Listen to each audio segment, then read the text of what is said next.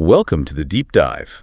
Today, we're tackling pressure, something most of us, well, tend to dread, right? Absolutely. It's usually seen as this heavy thing. Yeah, exactly. Yeah. But we've got this really compelling piece of writing, and it suggests maybe we should flip the script. Think of pressure not as a burden, but maybe as a catalyst, something that fuels growth. But that's the core idea. So our mission today is to sort of unpack that. Can we actually shift how we see pressure? Maybe even harness it? Well, it's fascinating because that initial resistance is so common. The text we're looking at nails it, saying we feel it's too much, too heavy, even too intense. That gut reaction. Avoid, avoid, avoid. It's instinct, isn't it, to shy away from that discomfort? Totally. But then the piece throws this curveball. It says pressure doesn't break the ones who are built for it. It builds them. Okay, that's interesting. It is a powerful statement. So how does that work? How can pressure actually build someone? Well, the way the source frames challenges is key. Calls them tests. Tests, like proving ground. Exactly. You face something tough, you push through, you learn what you're capable of. And failures, they're not dead ends. They're presented as lessons. Right. Information gathering. What not to do next time. Precisely. And then setbacks, which can feel like the worst part, the piece actually reframes them as fuel. Fuel. Okay, explain that a bit. It's like instead of stopping you in your tracks, that obstacle gives you a reason to dig deeper, Find more energy, more resolve. It propels you forward. Okay, I can see that. It's all about how you interpret the hard stuff. And this seems tied to your internal motivation. The text mentions having a fire inside. Yeah, that inner drive. It suggests that if you have that internal fire, you're more likely to rise through the pressure. Rather than just trying to get away from it. Exactly. If your why is strong enough, the external pressure becomes something to navigate, not something that crushes you. It's that intrinsic thing. Right. And that connects to another really striking line. Most people want the crown, but they don't want the weight. Oh, that one hits home, doesn't it? It really does. It speaks to that gap between wanting the shiny result and, well, being willing to do the heavy lifting. So what is that weight, according to this?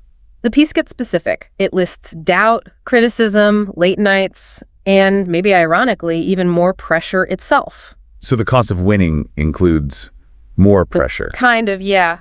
But the twist is that these aren't just burdens to endure, they can be transformed. Transformed how? Well, think about it.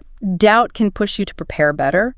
Criticism, if you can filter it, offers feedback. Late nights show commitment.